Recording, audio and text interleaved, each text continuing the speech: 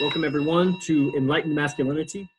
And we have some very exciting topics today where we're going to talk about abundance. We're going to break it down. We're going to grow your awareness of abundance and grow abundance in your life on what?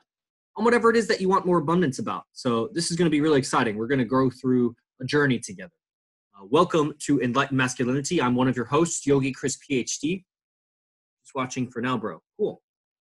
And I'm the founder of Ninth Limb Yoga. I travel the world teaching yoga, author of many books, host of many podcasts, and I'm very excited to be here. I also have the PhD in the human universities. I don't use it too much as a yogi other than just those letters, which apparently create an impact on people. PhD, yeah. I am joined by my co-host, Akash Inti, and he is a biotech research analyst. What does that mean? It means he advises the biggest drug dealers in the world about where to put their money, where to put their resources. That's pretty cool. And he's also a registered yoga teacher coming to us from Montclair, New Jersey, and starting his yoga tribe there. So welcome, Akash Inti. Hello, brother. How are you? Super excited to be here. I always thought PhD actually meant pretty huge dick, so I guess I was totally wrong this whole time. Nonetheless, today, I'm super excited about today. Last night was incredible. My sugar mama hooked me up with a bunch of new clothing and shit, so I'm doing excellent right now in that regard, and super excited to be trying some of it up. In other news, I figured today we talk about abundance, the whole idea of how do we live an abundant life, from the feeling of emotion and just feeling that within ourselves, from our thought and being aware of all of the things that are around us and how abundant we are. And then lastly, tapping into spirit. So maybe we start with what does abundance mean in and of itself? I know you have done quite a bit of work with linguistics, so maybe we break down the word magic of it in real time and see what that means. Yeah, and my linguistics training is just strictly Vince Kelvin or Rashdi Bazaar. And, I've perused like an NLP book, but I haven't really, or skimmed it rather, not perused. So, and then I'm just intelligent. So we'll look at it. Okay, dance. A dance of buns. No, that would be the word magic. And for everybody on Instagram, I would highly recommend go to the bio, go to my bio, click the link, come to the Zoom, because Instagram keeps cutting out for some reason. It's been doing this for like a week. Let's see. Abundance, a very large quantity of something. A state or condition of having a copious quantity of something. Plentifulness. Plentifulness of the good things of life, prosperity. The quantity or amount of something. A bid by which a player undertakes to make 9 or more tricks. This is, I think, part of a game. I don't know what that game is. It comes from Latin, abundare, abundant, abundantia, so on. Okay, let's go into the etymology. I think everybody kind of knew those things, a very large quantity of something. Abundance, from the mid-1300s, a copious quantity or supply. From the French, abondance, and directly from Latin, abundantia, fullness, plenty. Abstract noun from abundant, past participle stem, abundance, overflowing, full. Present participle, abundare, to overflow. I like those, like overflowing. So overflowing and fullness. So in abundance, it's a fullness. So it's funny because like if I was going to say like an abundance of money, plenty of money, abundance of money, but then there's also like a fullness. And, where is the container that we're filling it with? That's interesting. Yeah. So of those words, the one that really stuck for me, I guess, was the plenty aspects to it. And when we say plenty, I mean, it's there's so much out there that it's like there's no worry ever that there would ever be that there isn't enough. It continually comes from, of course, like, I don't know if I think of plenty. I always think of it in terms of crops for some reason, like we had a plentiful harvest or some such thing. And the idea being that like you just go and you go to the storehouse, the stockhouse of all the crops and shit, and you just take, and it's like, well, we're never going to run out because it doesn't seem like we're running out anytime soon. So it's interesting how you put it in the sense of money though. Like, yeah, what are you filling up? I mean, bank accounts, I don't know. like at what point does it reach the top of the bank account? Like it's like, all right, we're chopped out of the bank account or something like that. But also abundance can also apply to not only I guess like money and like physical stuff, but also the mind and the spirit and such. So maybe you can speak a little bit about that. Like an abundance of mind or an abundance of spirit? Like an abundance mindset, I guess. Like how does one see the world with eyes of everything is plentiful, overflowing, whether it be in terms of money, going out there and seeing that, oh, there's everywhere I look, there's an opportunity for me to make money, or health. Everywhere I look, there's opportunities for me to be healthy. Or lastly, sex. Everywhere I look, there's opportunities to have sex. So things of that nature, or just whatever it is that someone may seek, whether a man, woman, etc., going outside and approaching life from a place of, wow, look at everything that's overflowing and happening for me. That affords me the opportunity to have whatever type of experience I may want to have. Yeah.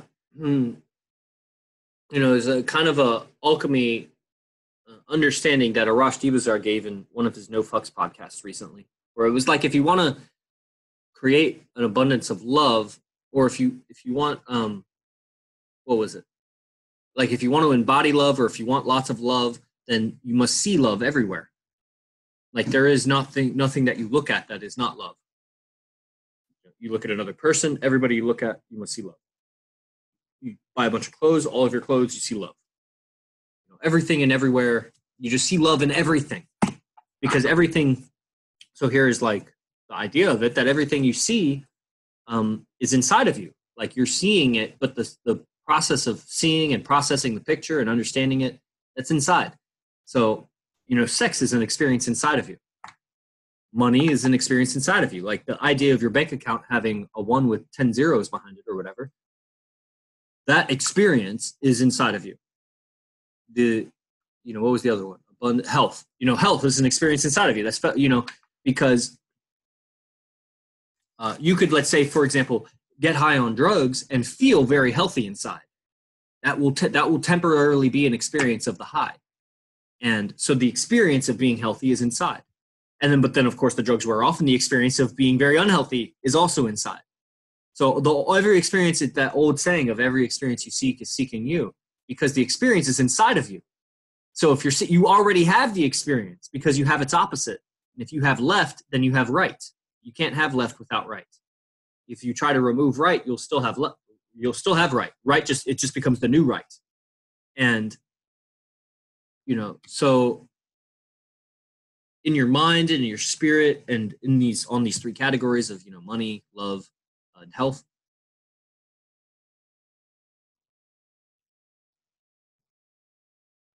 it's a fascinating question.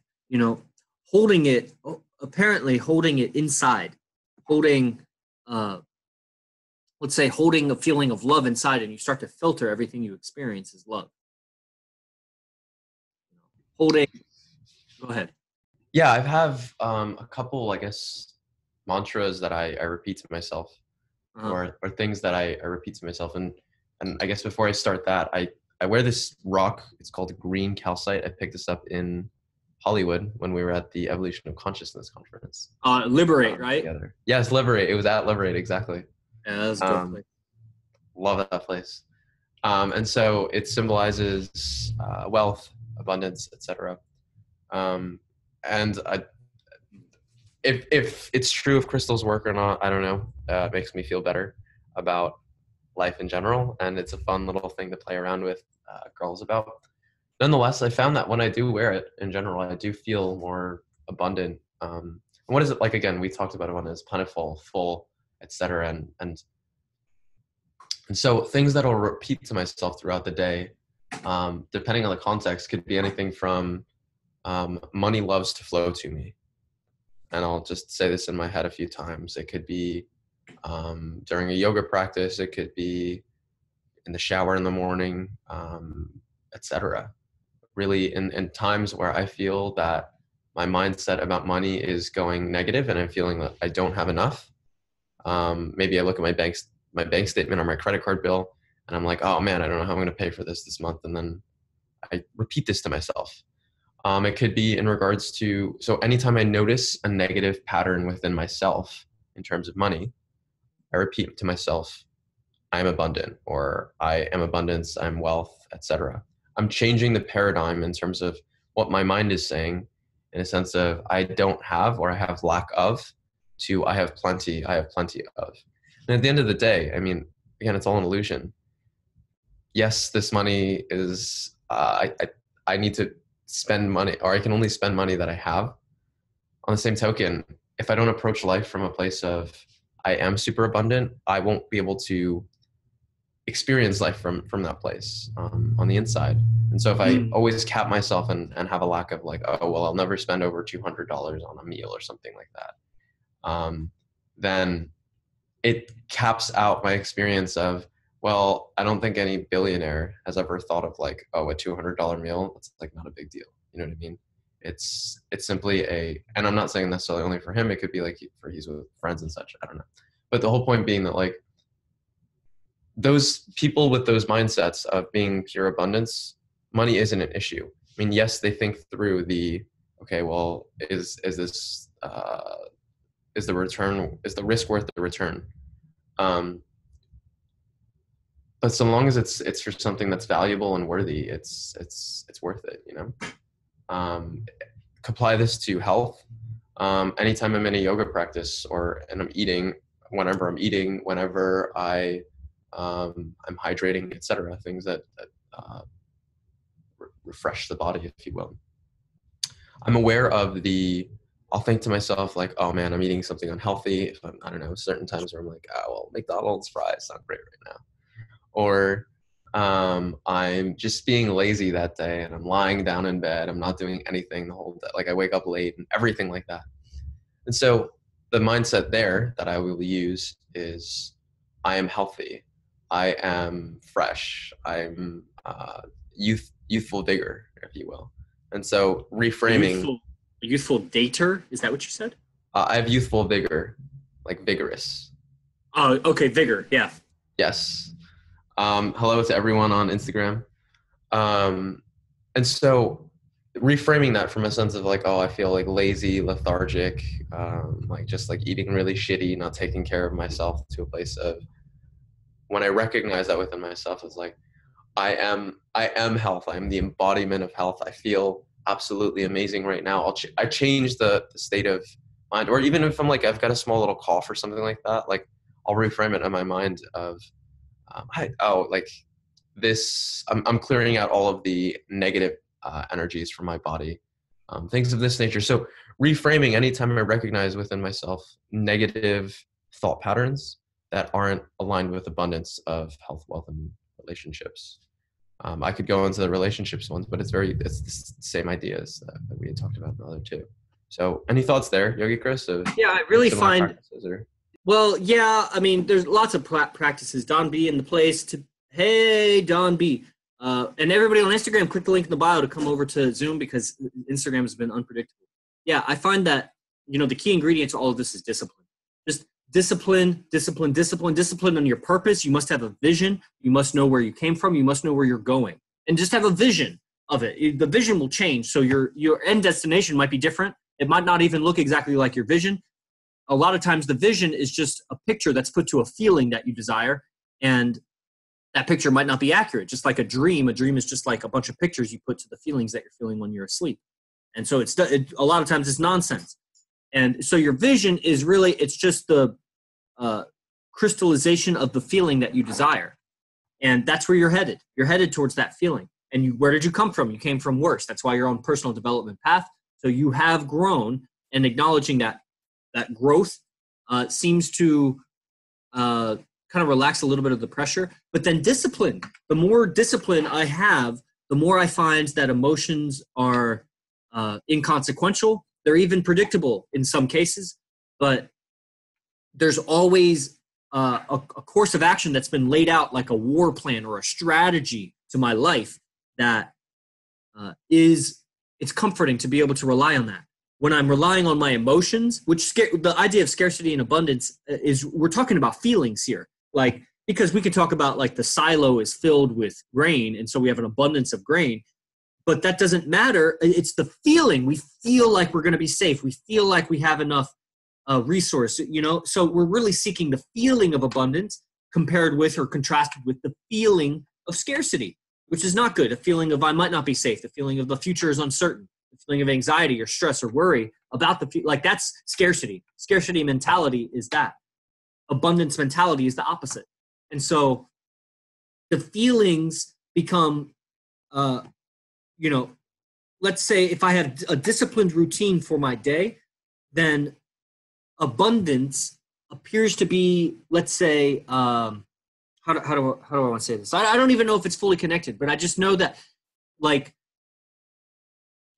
Arash had said in a recent, I think it was Diamond Mind yesterday, and he was talking about the limitations that people had put on us as kids. That was essentially like the controlling mechanism, and was just control from the very beginning. It was using language to limit your infinite potential and to give you some containment, also to give you some identity. I mean, there's maybe some useful qualities of that, but ultimately it limited my infinitude to individuality. And so seeking abundance, seeking to expand my limitations, my horizons of my vision and my resource, what I can, utilize in my life, bring into my life, it becomes very obvious where I'm still limiting myself when I seek to expand. And when I start talking about how I'd want it to be, what are my ultimate goals in life, how much money do I want, what kind of relationships do I want, and when you really push your language to the end of what you can fathom, and immediately you'll hear some negative self-talk come up. Something like, yeah, but. The famous Vince Kelly, yeah, but. Or if you tell your goals or dreams to someone else, and then they start bringing it, the first thing they'll say is like the problems that might come from that. And those are all scarcity mentality. The scarcity mentality are little residues of feelings inside. And I know I'm talking about it a little differently than you, but that's part of the beauty of this is like we're painting a mosaic of this concept of this idea. We're connecting dots. Scarcity mentality is insidious. It's just interpenetrated through your entire psyche and your ego, because that's how you were controlled. You were controlled through scarcity, through fear tactics, through if you do this, we're not going to have enough. You're not going to be enough. You're not going to get enough. It's not going to be enough if you do it that way. Do it this way because that way is going to be scarce.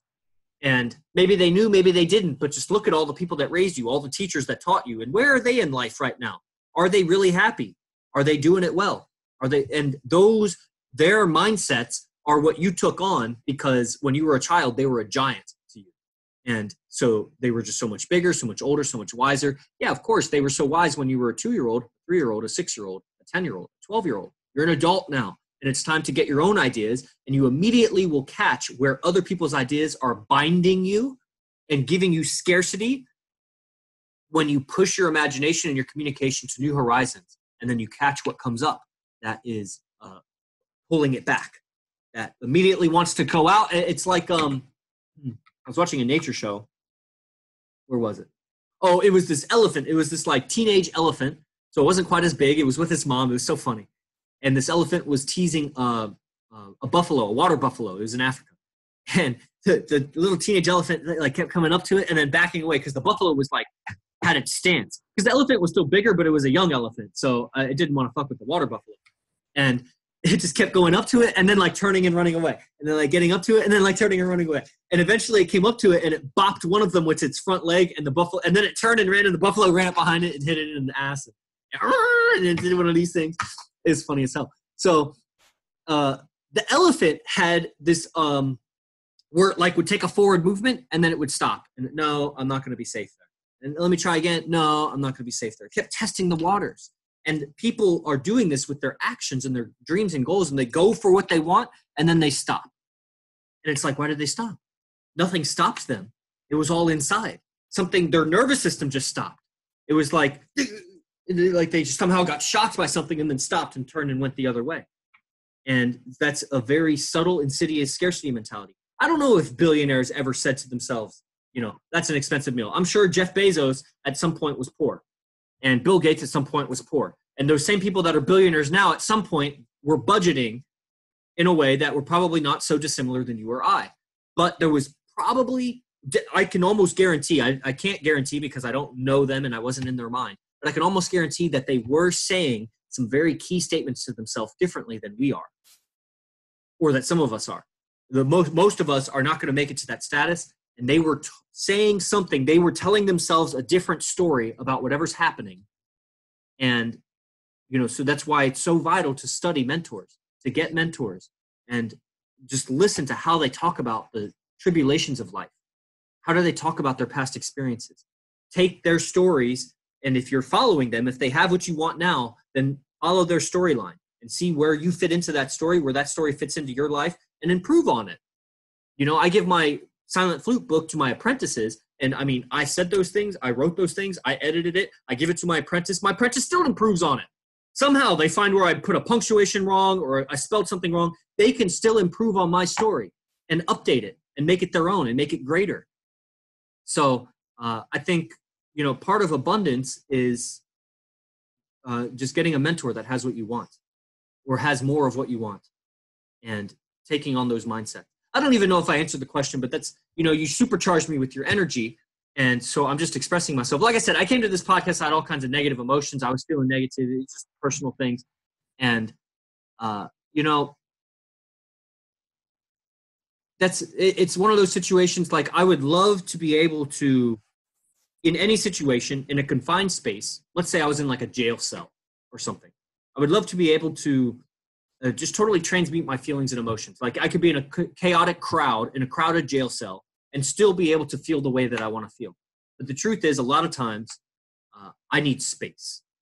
I need space from people. I need space from a situation. I need space just in my own space. I need fresh air. I need something, and I'm looking for something outside of me to help me inside feel better. And I don't know if that's right, but I know that given all of the resources at my disposal, I can get myself to the state of mind that I want to be in, as long as I have freedom of mobility. So this might be one of the reasons why I'm a traveling yogi, because I get anxious being in the same place for too long. I feel like there's such a big world, and I know that all the experiences are within me. The experience of Mount Everest is within me. The experience of Machu Picchu is within me. The experience at the bottom of the Marianas Trench is within me. But that doesn't mean it still helps to actually be in that situation. And so anyway, I know I'm going on an aside. I'm just using this podcast as almost like talk therapy, But so those are just kind of some of my ideas. Yeah, there was a lot of richness there, Yogi Chris. I was like, oh man, he's going. Like, it's like watching a plane take off. Like, you're in the first couple, like, slowly start accelerating, and then like, oh man, we're already starting to lift off the ground, and like, so like that whole little experience right there. I was like, all right, we gotta let this guy fly right now. I loved it though; it was incredible, and a lot of richness in that. It's biggest takeaway from that piece right there was probably like the changing of the scarcity mindset that we have, or that we're taught when we're growing up, and transmuting that into the mindset of abundance or true recognition that we are resourceful enough to change everything around us into whatever we seek. I remember Arash telling a story on one of the podcasts, or I don't know if it was mentorship, telling him a story of this guy who started off with like $1 and then ended up later on down the road with like $100,000 or $1 million, and how he changed it from, he used this $1 and then he went and talked to someone and traded the $1 for like a couple candy bars. Then he went and found someone else, and those 2 candy bars he traded for something else. And it just was a pattern of this man who had nothing but $1 and resourcefulness, and would go around and identify and recognize within others around, what is it that he could add to their experience? What value could he provide to their life? And when I think of this story, like when I hear the story replay in my mind, seeing how the guy would come across someone and then immediately be able to identify, well, I have this thing, this person has this thing. What's the way that I could bring what I have right now and look at what the other person has right now, and find a way to not only match like the objects that I have with the other object that I seek to trade, but it wasn't even a thing of like, oh, I want this. It was like, this person needs whatever I have right now, and I'm giving it to them. And as a result, as a consequence, they give me something else. And and using that something else and finding it and bringing it somewhere else of like, okay, well, now I have this thing. There's people around me. Oh, this person could use this. Here you go. And it's just, it makes sense that something comes back to you, and it just happens that it becomes of more equal or greater value in every instance. And really, I think the abundance mindset comes from resourcefulness, understanding that I have the ability to create from nothing, simply using ideas that I have in my mind, being able to understand the social arts and to play them super well. That in and of itself is one of the, I think it's the biggest currency in the world, is relationships. Relationships are probably more about, people say this all the time, a good relationship is more valuable than any money that, any amount of money that you could get in the world, whether it be a business one, a personal one, friendship. There's no way you can value those types of things. And so the ability to create strong relationships like that is incredibly, incredibly powerful.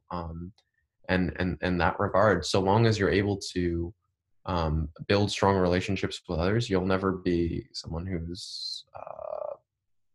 has lack, because your friends will always be looking out there for you.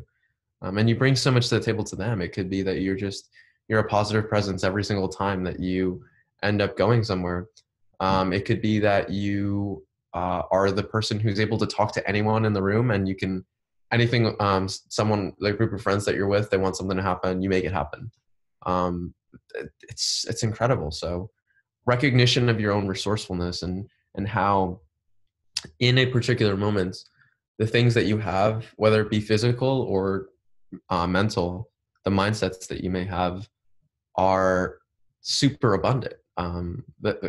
We were raised like this. Is spirit comes from abundance. It's not recognizing that like, oh, well, I have a lack of energy. When you tap into spirit, there is no lack. It only is. Like there's just unlimited, limitless amounts of opportunity, in terms of energy, what have you, whatever you may need. And so when we come back to that type of frame and approach life from that particular perspective, there's an incredible ability to really grow in all ways and take it to wherever we'd like to. So I'll turn it back over to you, Yogi Chris. Yeah, as you were talking, I realized that. Brother, you muted.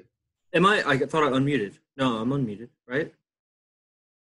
Yeah, I'm unmuted. Maybe you muted your computer. Yeah, you're good. Okay. I realized that,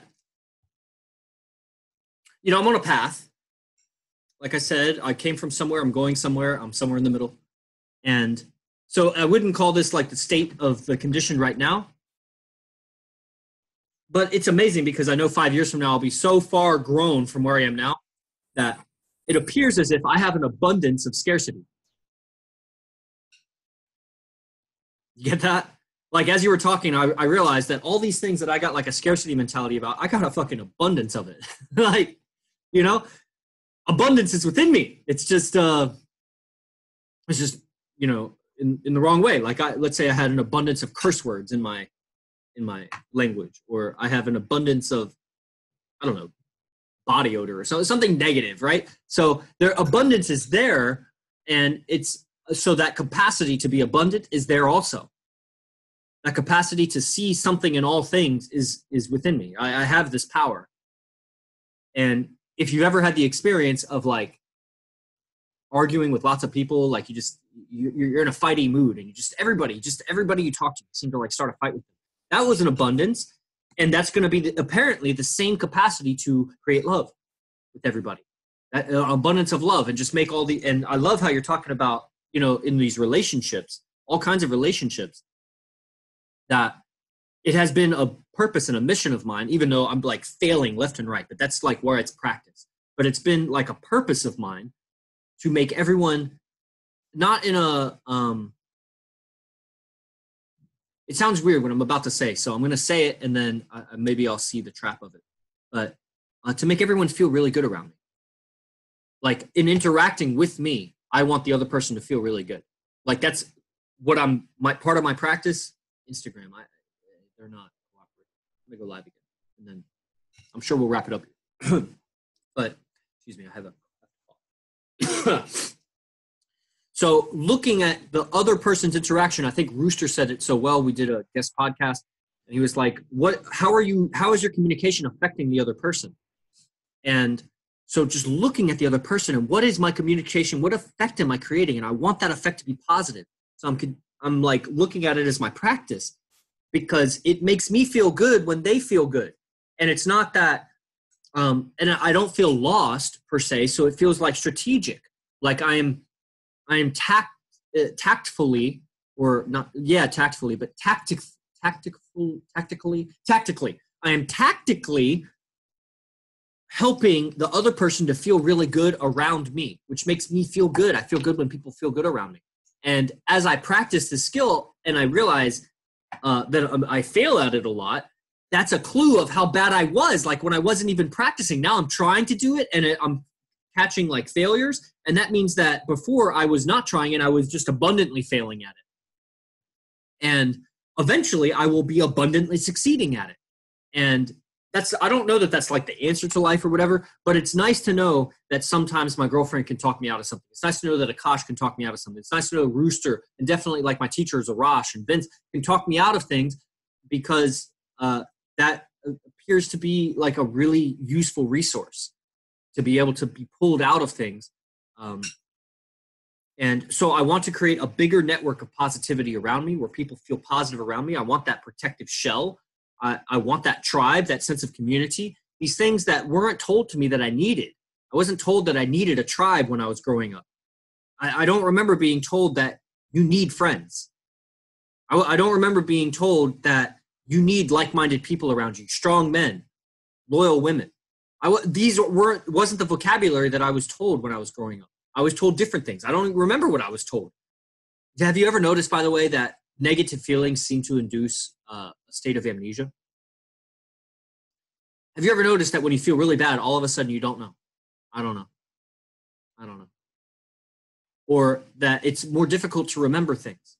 Or the things that you can remember all seem to be negative. You only seem to remember the negative thing. It narrows your memory.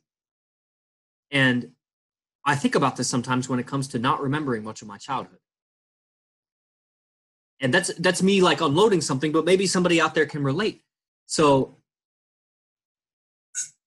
that is a clue of the pattern of my behavior. And I'm breaking that pattern. And it feels good to break that pattern. And it feels good on the other side of breaking that pattern. In the process of breaking it, it's not feeling so good. But the rewards, keeping my attention, which I apparently have control over this thing of like my attention. Like it's this thing that it's like I'm a flashlight, and I can hold the flashlight and point it where I want to point it. And until now, in my youthful days as a boy, I carry the boy in me still. The boy is still in me. I'm still the 6-year-old boy. I'm still the 16-year-old boy. I'm also the 60-year-old man. All of those are in me. But so the element of me that seems immature or boyish or whatever, the flashlight doesn't appear to be in my control. It keeps getting pulled towards patterns. It gets pulled towards memories. It gets pulled towards where authoritative figures tell me to point my flashlight. Where I am lacking control of the flashlight of my attention is where I'm immature. And where I have control over the flashlight of my attention is where I am mature. And more, I'm grabbing a hold of my flashlight of attention and putting it on how I want to be, how I want the effects to be, how it's going to feel when that effect comes to pass, and just hold it there. Because I've got 27 years of the wrong way. You know, if a river was carving into the landscape for 27 years, it would take more than just a few days to recourse the river. It would take more than a few months. It might even take more than a few years. It might take a lifetime. And even still, at the end of life of doing it 50 years the other way, the pattern of where the river had gone for 27 years will still be there. I mean, maybe if you take the time and effort to fill it in or whatever, but the scar is always going to be in the landscape. Yeah, I don't know what's happening with Instagram. So, you know, this has been a subject that comes up a lot with like trauma. Trauma, I think, is very related to scarcity mentality. Because I believe as a baby, you're born and you think the world is yours. The world is your oyster. Everything belongs to you. You don't ask permission. You just reach out and grab it like a king. like a queen. That belongs to you. That's mine. Until somebody tells you that's not yours. And they start giving you limitations. And just a plentitude, an abundance of limitations were put on me. And if I went and rewrote all of those limitations to be an abundance sentence, I would have an abundance of abundance. Because right now I'm dealing with an abundance of limitations. And so the framework is there, the foundation is there. It's just me to go and lay the bricks precisely. Because right now they're just kind of piled, scatter. You know what I mean? Yeah, no, I totally feel you, Yogi Chris. So let's see, I figure we take a couple questions from the audience or comments over the next couple minutes and then start closing. As you were saying that, the world is yours, it reminds me of a Nas song. Whose world is this? The world's yours. It's mine, it's mine, it's mine. So that's what was going through my head as you said that. And it's a good reminder that to everyone, I mean, the world truly is yours. It depends on how do you choose to see it? Where do you put your attention? As much as we may feel that we're not in control of that flashlight, perhaps that's something that we've been conditioned to think, and it's maybe we've always had control of the flashlight. We just chose to listen to those around us, not knowing that we knew exactly where we needed to go and exactly where we needed to focus on. So as we continue to condition ourselves more and more on how to refocus this or where to put the light itself, we'll get a better understanding of these things. So go ahead. We're seeking and we're searching. And I don't think that we knew exactly where to point our flashlight because we were children. We were ignorant. And so we needed some navigating. It's just the navigation was often from people that didn't have enough patience.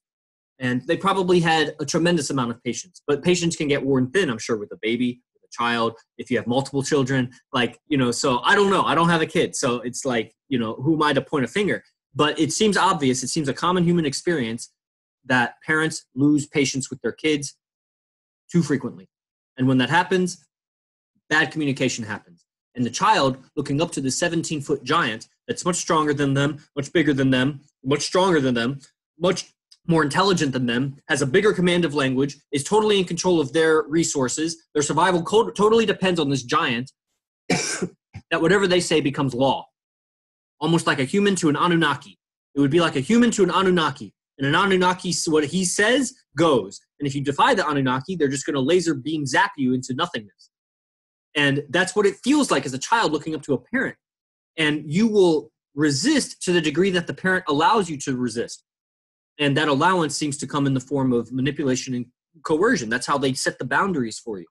And, we're going to get better. As the world globalizes, as we get so many ideas exchanging and so many, intelligent conversations are made about parenting and guidance and leadership and persuasion and communication, we're just going to see just an exponential. I don't even use this word very much. It seems to be a common, it actually kind of disgusts me a little bit because I hear a lot of massage therapists talk about this of exponential growth within exponential evolution. But truly, the human consciousness, the collective consciousness is growing exponentially as globalization, as the internet and the oil age comes to fruition. And it's a very exciting time. And I really want to stay ahead of the tidal wave. I really want to be surfing it and riding it and not let it pass by. And these kinds of conversations, this podcast, this daily conversation that I have, that you have, that everyone that's tuning in take on this language, analyze it for yourself, process this conversation. This is relevant to you. And, evolve with us, evolve your language. I think socializing is so important to this end because it gives me such a contrast. I love people watching. I don't even like calling it that, but I indulge in analyzing, especially men, but women too, their facial expressions when I'm out. It's a thing that, if nothing else is happening around me, it's a thing that I can really rely on as a source of enjoyment. Because, man, most guys are just suffering, and they're just struggling, and their face is so sour. And women, their face is so sour, and their communications are so fake. But I see the love in that. I love that they are having a human experience, and they're doing their best, and they're trying. And it's okay to see fault in their technology. it's okay to see fault in like, okay, they're making mistakes there. And I also like seeing the people that I admire and admiring where they're doing it right.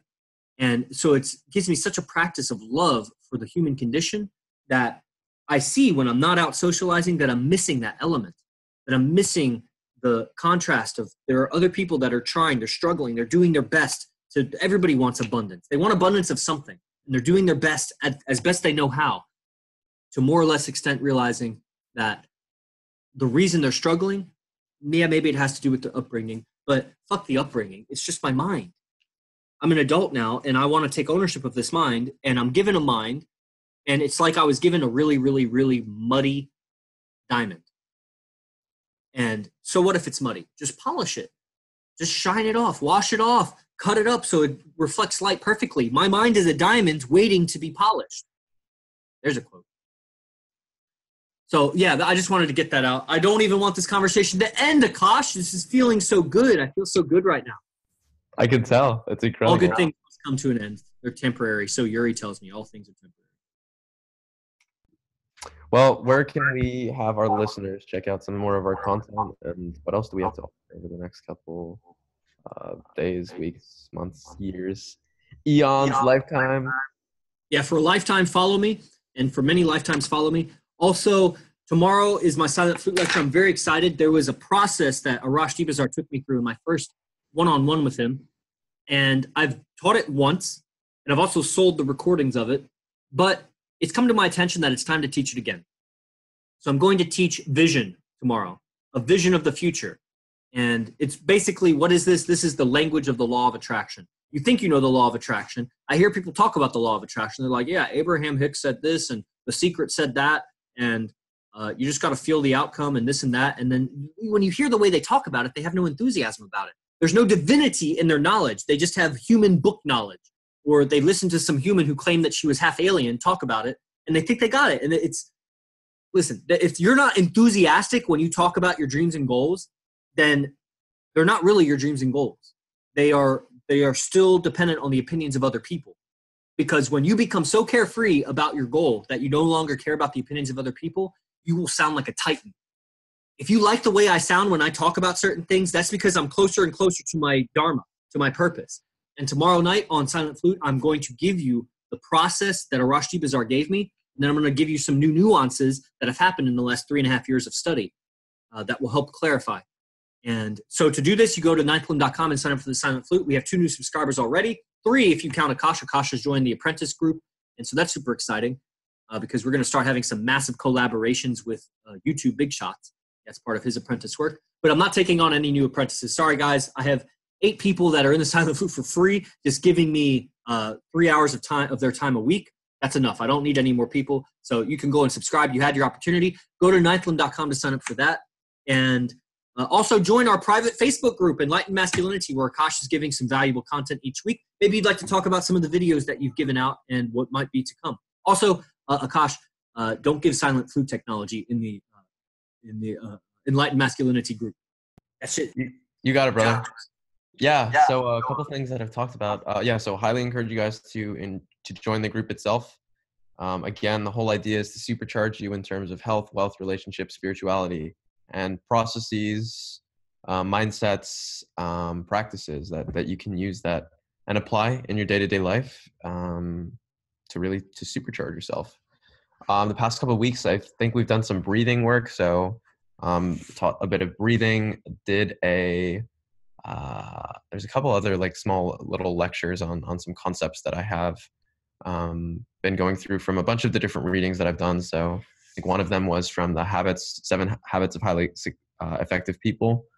And then lastly, I don't remember what the last one is, but continually just putting things out, whether it be from what I've learned from Vince, Arash, Yogi Chris, whomever, yoga teacher training, a bunch of all of the different books that I've been reading. It's really just a compilation of all of the different things that I have studied and bringing these all to you guys. So I hope you guys continue to enjoy them. And again, we'll be putting out as much content as comes to me and that spirit channels through me. So super excited to give this to you guys. It really it brings joy to my heart and soul see you guys enjoy this content and hearing any feedback that you guys have regarding. We want to hear about how do you do this exactly, or what does this mean, or what have you. Super excited to put together stuff around that nature. So also check out the YouTube channel. Been putting together some new videos around yoga, communication, biotech, and now and obviously the Enlightened Masculinity podcast replays. So this is what I have for you guys. Yogi Chris, any closing thoughts, closing words? I want to say follow Akash, because I remember starting my YouTube channel and there was some nervousness around making videos, nervousness about posting them. There was some stress around writing the descriptions and all this shit and then sharing it and then only getting like 10 views or something. But when I look back at some of those videos, even though my communication was different, the technology that I was giving was so powerful. It was so good. I still use it. I've just updated how I talk about it. And there are people that have followed me in the Silent Flute since the beginning, not including my girlfriend. There are people that are still with it. And as my prices raise, they stay in at the lower prices. Because why? Because they saw the value in the beginning and they have continued to see my evolution. The evolution is so fast. Akash's evolution is so fast. Get in on the ground floor with him, because I know Akash is a good man and I am very, very loyal to people that have been loyal to me. If you like the way Akash talks, if you like the teaching that he's given so far in Enlightened Masculinity, then he's your guy. You got to get that. That's what that is. That's what that, when you connect with the teacher, that's what that is. And I know some of you are connecting with him. So follow your intuition on that one. And that's all I have to say. So let's wrap it up. Maybe call the episode The Spirit of Abundance or something like that. I like that. Namaste. Thank you very much, Yogi Chris. And thank you to you all. You bet. Namaste.